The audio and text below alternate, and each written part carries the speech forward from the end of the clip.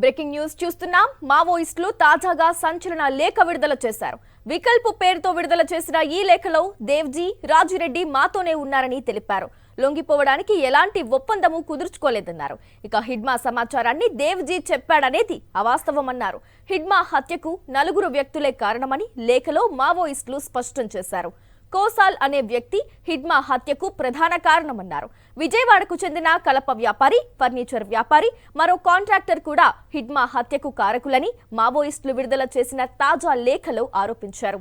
ఈ అంశానికి సంబంధించి పూర్తి డీటెయిల్స్ మా కరెస్పాండెంట్ మహేందర్ ఫోన్ లైన్ ద్వారా అందిస్తారు. మహేందర్, మావోయిస్టులు తాజాగా మరో సంచలన లేఖనైతే విడుదల చేశారు. వికల్ప్ పేరుతో విడుదల చేసిన ఈ లేఖలో ఎన్నో విషయాలను పొందుపరిచారు. మరి ఈ లేఖకు సంబంధించి డీటెయిల్స్ ఏంటి మహేందర్? కేసీబీ ఒక సంచలన లేఖగానే మనం పరిగణించాల్సి ఉంటుంది. ఎందుకంటే హిడ్మా మరణంతో దేవిజీకి సంబంధం ఉందన్నది కూడా గత కొన్ని రోజుల నుంచి కూడా పెద్ద ఎత్తున ప్రచారం అవుతూ వస్తుంది. దీని నేపథ్యంలో దీన్ని ఖండిస్తూ మావోయిస్టు పార్టీ సంబంధించి దండాకర్ అనే స్పెషల్ జోనల్ కమిటీ వికల్ప్ పేరిట ఒక లేఖ కూడా సంబంధించి విడుదల చేశారు. ఈ లేఖలో చాలా వాళ్ళు స్పష్టంగా మెన్షన్ చేయడం జరిగింది. హిడ్మా మరణంతో దేవిజీకి ఎటువంటి సంబంధం లేదు, మనీష్ సోనిచోరి ఆరోపణలు కూడా సరికాదని కూడా వాళ్ళ లేఖలో ప్రధానంగా ప్రస్తావించారు. ప్రధానంగా ఇందులో హిడ్మా మరణానికి ప్రధాన కారణం ఏపీకి చెందిన అంటే ఒక కలప వ్యాపారికి సంబంధించి మాటలు నమ్మి హెల్త్ సంబంధించి డిసీజ్ నిమిత్తం కూడా అక్కడికి విజయవాడకు సంబంధించి వెళ్లారు.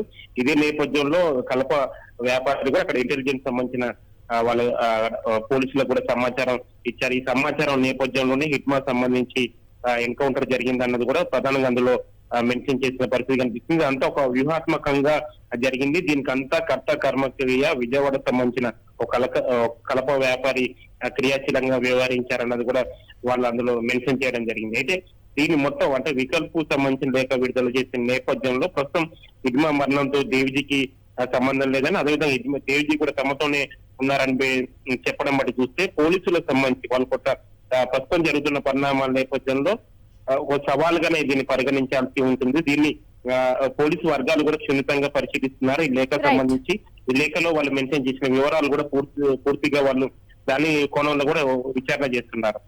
Thank you Mahender.